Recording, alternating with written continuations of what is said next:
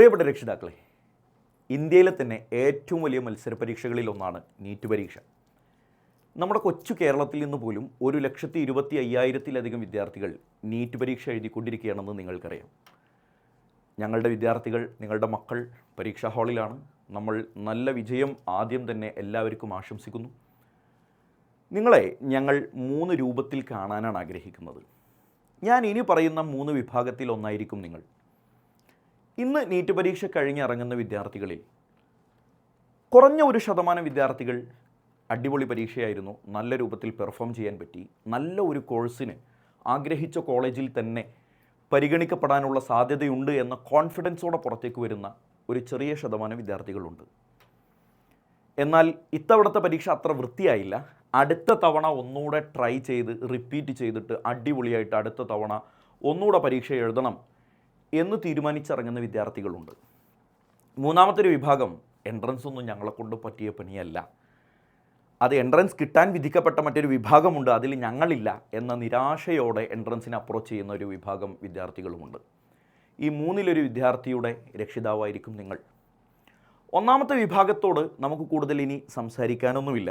കാരണം നല്ല രൂപത്തിൽ പെർഫോം ചെയ്യാൻ പറ്റി, നല്ല ഒരു റിസൾട്ട് എനിക്ക് എന്തായാലും ഉണ്ടാകും, നല്ല കോളേജിൽ നല്ല കോഴ്സിന് അഡ്മിഷൻ എനിക്ക് ലഭിക്കുമെന്ന് കോൺഫിഡൻസ് ഉള്ള വിദ്യാർത്ഥികൾക്ക് എല്ലാവിധ ഭാവുകങ്ങളും നേരുന്നു, എല്ലാവിധ അഭിനന്ദനങ്ങളും അറിയിക്കുന്നു. ബാക്കിയുള്ള 2 വിഭാഗം വിദ്യാർത്ഥികളുടെയും രക്ഷിതാക്കൾ തീർച്ചയായും ഞാൻ ഇനി പറയുന്ന ഓരോ കാര്യങ്ങളും വ്യക്തമായി കാതുകൊണ്ട് കേൾക്കുന്നതിലേറെ ഹൃദയം കൊണ്ട് കേൾക്കാനുള്ള ഒരു മനസ്സെനിക്ക് വേണം. കാരണം എൻട്രൻസുമായി ബന്ധപ്പെട്ട് നിങ്ങൾ ഇന്നുവരെ ചിന്തിച്ചിട്ടില്ലാത്ത പലതും, അതല്ലെങ്കിൽ നിങ്ങൾ അറിഞ്ഞിട്ടില്ലാത്ത പലതും എനിക്ക് നിങ്ങളോട് ഡിസ്ക്ലോസ് ചെയ്യാനുണ്ട്. ഫസ്റ്റ് ഓഫ് ഓൾ, നിങ്ങൾ മനസ്സിലാക്കിയിട്ടുള്ളൊരു സത്യമുണ്ടാകും.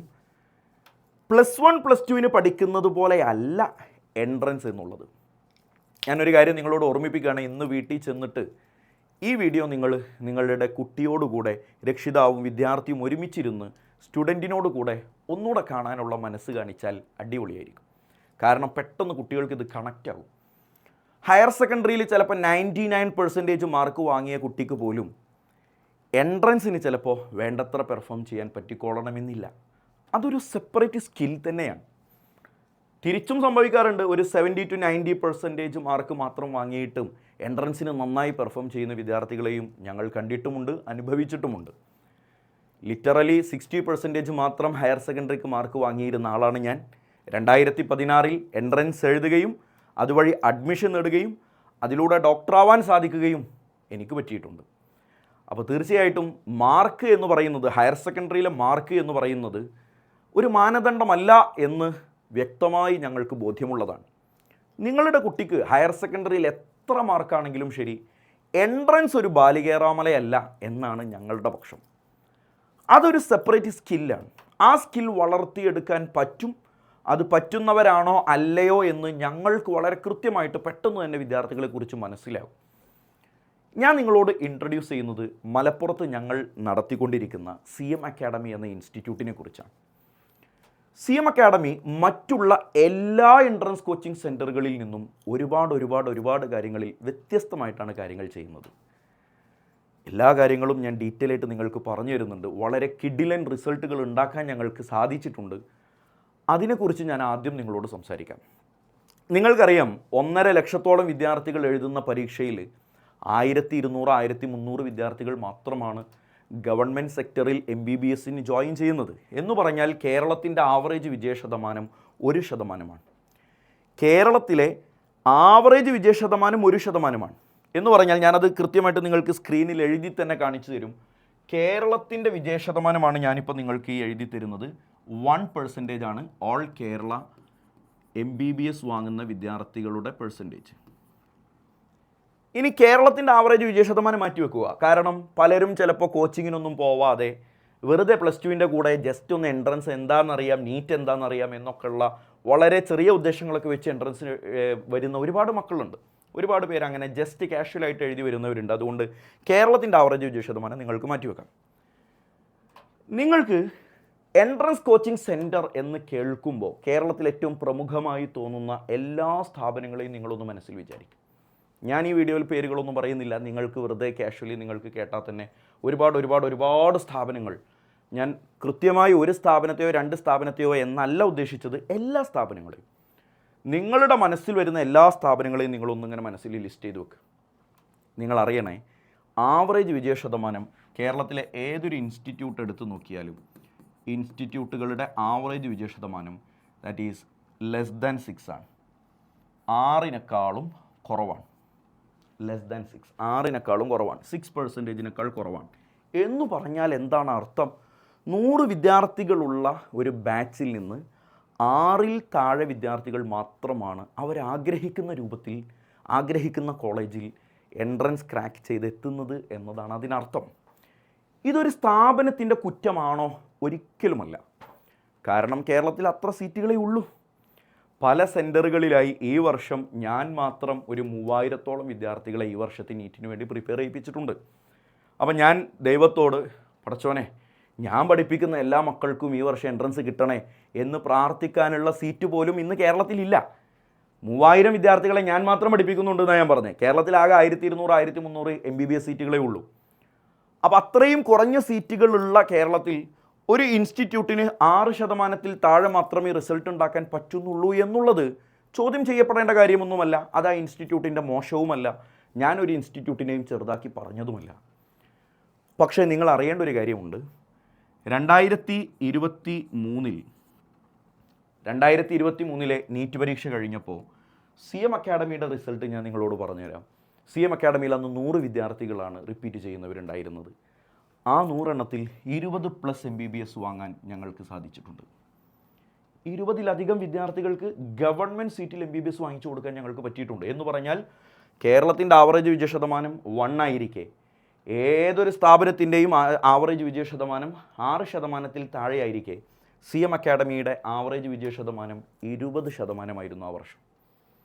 2024 ആയപ്പോഴേക്കും, അതായത് കഴിഞ്ഞ വർഷത്തെ നീറ്റ് പരീക്ഷയിൽ ഞങ്ങളുടെ വിജയശതമാനം 33%.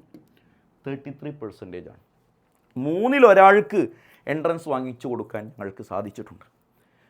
അതിനൊരുപാട് കാരണങ്ങളുണ്ട്. ഒന്നാമത്തെ കാരണം, ഞങ്ങളെ അടുത്തുള്ള കുട്ടികളുടെ എണ്ണം കേരളത്തിലെ മൊത്തം സീറ്റുകളെ വെച്ച് നോക്കുമ്പോൾ വളരെ ചെറുതാണ്. അതായത് 10,000-ഉം 20,000-ഉം വിദ്യാർത്ഥികൾ അഡ്മിഷൻ എടുത്തല്ല CM അക്കാഡമി പഠിപ്പിക്കുന്നത്. ഞങ്ങൾ ഫിക്സ്ഡ് ആയിട്ടുള്ള ഒരു 160 വിദ്യാർത്ഥികളെ മാത്രമേ അഡ്മിഷൻ എടുക്കുകയുള്ളൂ. ആ 160 പേർക്കും എൻട്രൻസ് കിട്ടണേ എന്ന് ആഗ്രഹിക്കാൻ ഞങ്ങൾക്ക് പറ്റും. കാരണം എന്താ?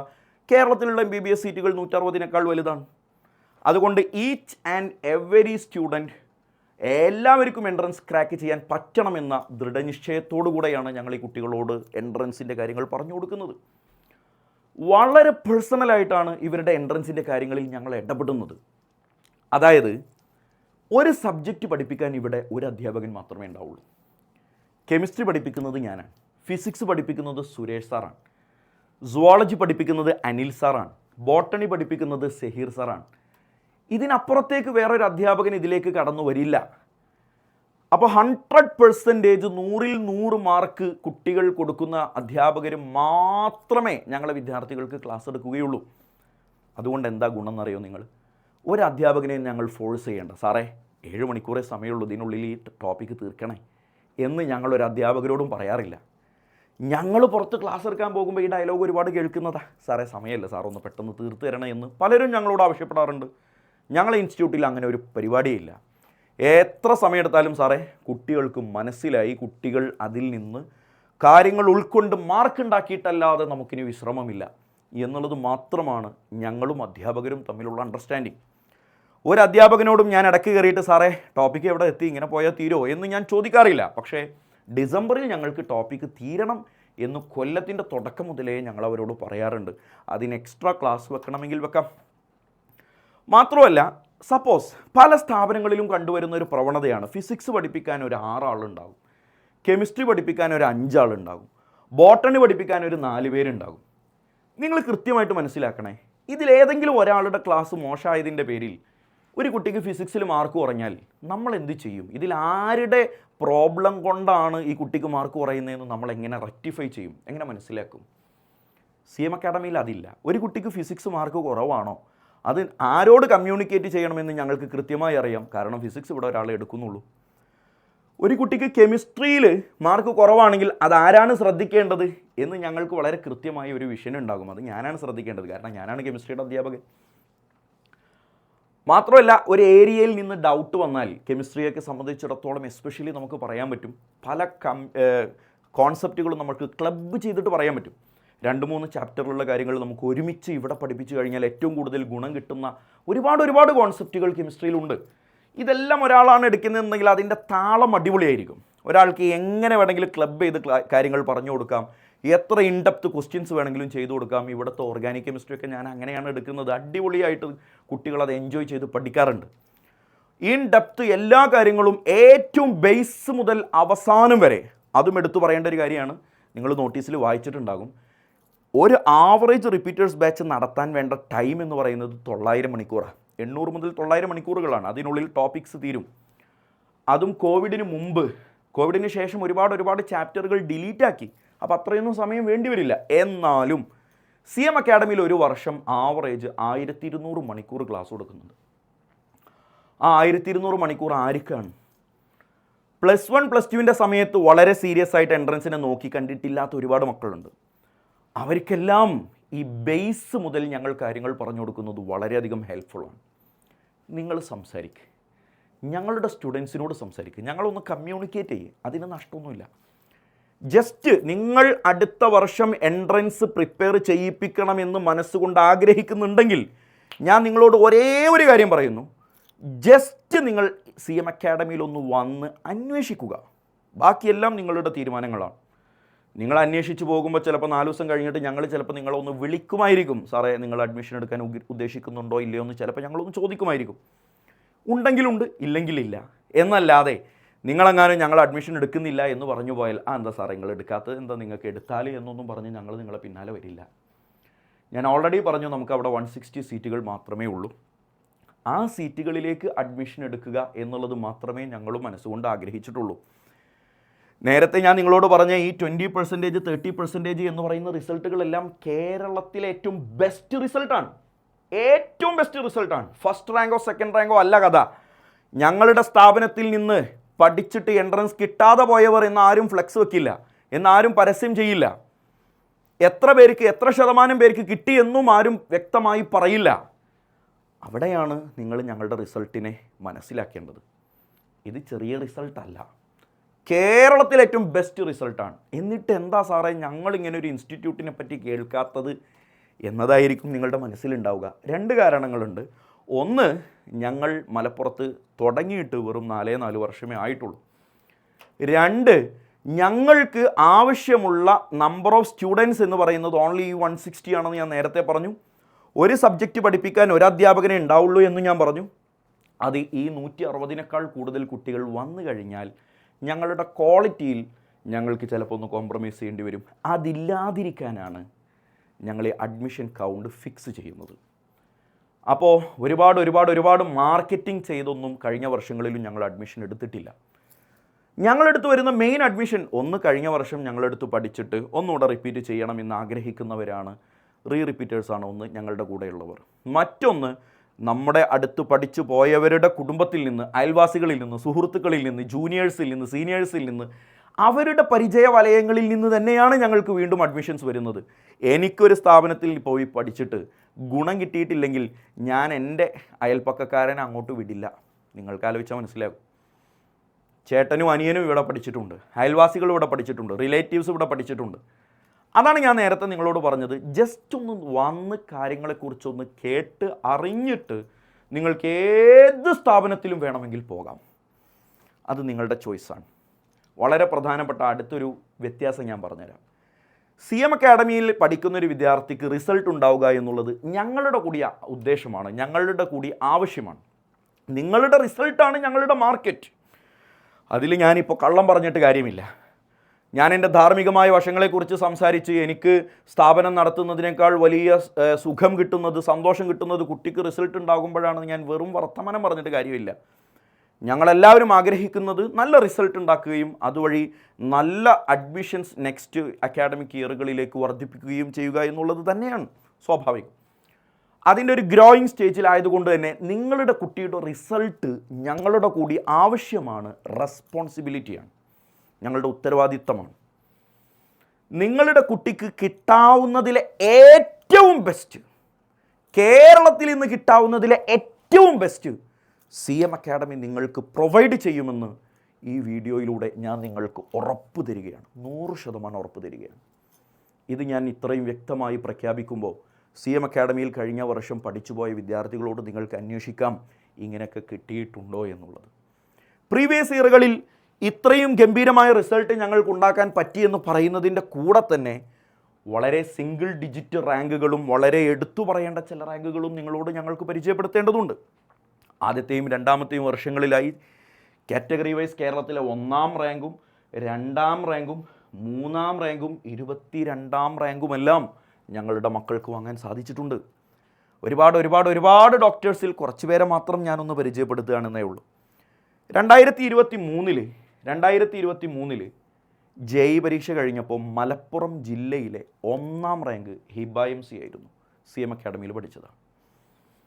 2024 JEE പരീക്ഷ കഴിഞ്ഞപ്പോൾ മലപ്പുറം ജില്ലയിലെ 1ാം റാങ്ക് തൗഫീഖ് ഹുസൈൻ CM അക്കാഡമി സ്റ്റുഡൻ്റാണ്. അപ്പോൾ 2 വർഷം അടുപ്പിച്ച് മലപ്പുറം ജില്ല ഫസ്റ്റ് റാങ്ക് വാങ്ങാൻ ഞങ്ങളുടെ വിദ്യാർത്ഥികൾക്ക് പറ്റിയിട്ടുണ്ട്. അബ്ദുൽ മന്നാൻ കോഴിക്കോട് മെഡിക്കൽ കോളേജിലാണ് ഇപ്പോൾ പഠിച്ചുകൊണ്ടിരിക്കുന്നത്. CM അക്കാഡമിയിലെ +2 ഓൺഗോയിങ് സ്റ്റുഡൻ്റ് ആയിരുന്നു. വേണ്ട വിധത്തിൽ കിട്ടാനുള്ളത് കിട്ടിയപ്പോൾ കുട്ടിക്ക് അഡ്മിഷൻ കിട്ടി, കോഴിക്കോട് മെഡിക്കൽ കോളേജിൽ തന്നെ കിട്ടി. JEE 2024 98.3% വാങ്ങാൻ ഞങ്ങളുടെ +2 വിദ്യാർത്ഥിനിയായ ഫാത്തിമ നൂറയ്ക്ക് സാധിച്ചു. വളരെ കുറച്ച് റിസൾട്ടുകൾ മാത്രം ഞാനൊന്ന് ഇൻഡിവിജ്വലായിട്ട് നിങ്ങളെ ഒന്ന് പരിചയപ്പെടുത്തിയെന്ന് മാത്രം. +2 കഴിഞ്ഞ് 7 വർഷങ്ങൾക്ക് ശേഷമാണ് റെജി പിന്നീട് എൻട്രൻസ് എഴുതുന്നത്. +2 കഴിഞ്ഞ് 7 വർഷങ്ങൾക്ക് ശേഷം. അപ്പോഴേക്ക് ഫിസിക്സ് എന്താ, കെമിസ്ട്രി എന്താന്ന് എത്രമാത്രം മറന്നുപോയിട്ടുണ്ടാകുമെന്ന് നിങ്ങൾ ആലോചിച്ചാൽ മനസ്സിലാകും. ആ പൊസിഷനിൽ നിന്ന് കേരളത്തിലെ 2ാം റാങ്ക് വാങ്ങാൻ ഒരു കൊല്ലം കൊണ്ട് റെജിക്ക് സാധിച്ചിട്ടുണ്ടെങ്കിൽ എത്രമാത്രം CM അക്കാഡമിയും അവിടുത്തെ സാഹചര്യങ്ങളും റെജിക്ക് ഹെൽപ്ഫുൾ ആയിട്ടുണ്ടാകുമെന്ന് നിങ്ങൾക്ക് ആലോചിച്ചാൽ മനസ്സിലാകും. ഒരു കാര്യം കൂടി ഞാനിവിടെ പറയുന്നു. വളരെയധികം +1 +2 സമയത്ത് എൻട്രൻസിനെ നോക്കിക്കണ്ട് ഭാഗ്യക്കേട് കൊണ്ട് മാത്രം എൻട്രൻസ് നഷ്ടപ്പെട്ടു പോയ കുറച്ച് ആളുകളുണ്ടാകും. അതായത് ചിലപ്പോൾ നല്ല രീതിക്ക് റിപ്പീറ്റ് ചെയ്തിട്ട് പോലും എൻട്രൻസിൻ്റെ അന്നത്തെ ദിവസത്തിൽ സംഭവിച്ച എന്തോ ഒരു അപാകത കൊണ്ട് എൻട്രൻസ് നഷ്ടപ്പെട്ടു പോയവരുണ്ടാവും.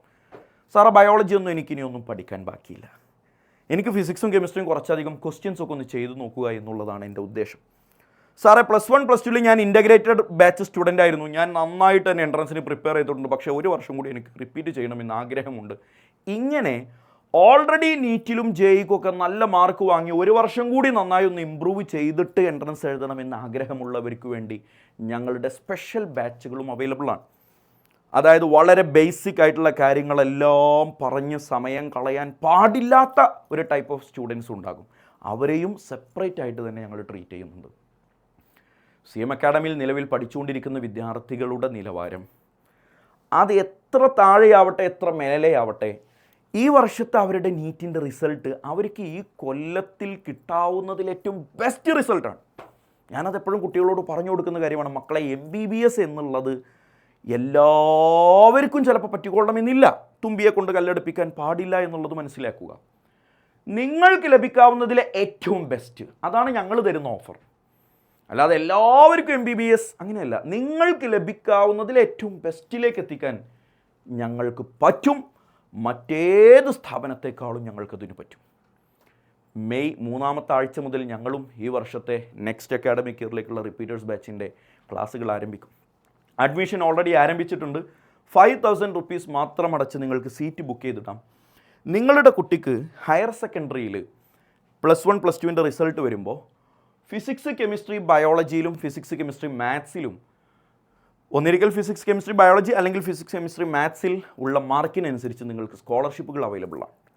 അതുപോലെ ഇപ്പോൾ നടന്ന നീറ്റ് പരീക്ഷയുടെ റിസൾട്ടിനെ ബേസ് ചെയ്തും കഴിഞ്ഞു പോയ JEE പരീക്ഷയുടെ റിസൾട്ടിനെ ബേസ് ചെയ്തും എല്ലാം നിങ്ങൾക്ക് സ്കോളർഷിപ്പുകൾ അവൈലബിൾ ആണ്. വളരെ ചുരുങ്ങിയ സമയം കൊണ്ട് ഞാൻ അതൊന്ന് പരിചയപ്പെടുത്താം. അതിനു മുമ്പ് നമ്മുടെ ടോട്ടൽ കോഴ്സ് ഫീ വരുന്നത് 85,000 + GST ആണ്. ഇത് എക്സ്ക്ലൂഡിങ് GST ആണ്. ഇതിനേക്കാൾ GST കൂടി ഒരു ലേശം കൂടുതലുണ്ടാവും, 18% GST കൂടുതലുണ്ടാവും. ആ 85,000 രൂപ എങ്ങനെയാണെന്നുള്ളതിൻ്റെ ഡിസ്ട്രിബ്യൂഷനാണ്. അതിൽ കോഴ്സിൻ്റെ ഫീ എന്ന് പറയുന്നത് 70,000 രൂപയാണ്. ബാക്കി മെറ്റീരിയലിൻ്റെ ചാർജ് 10,000 ആണ്.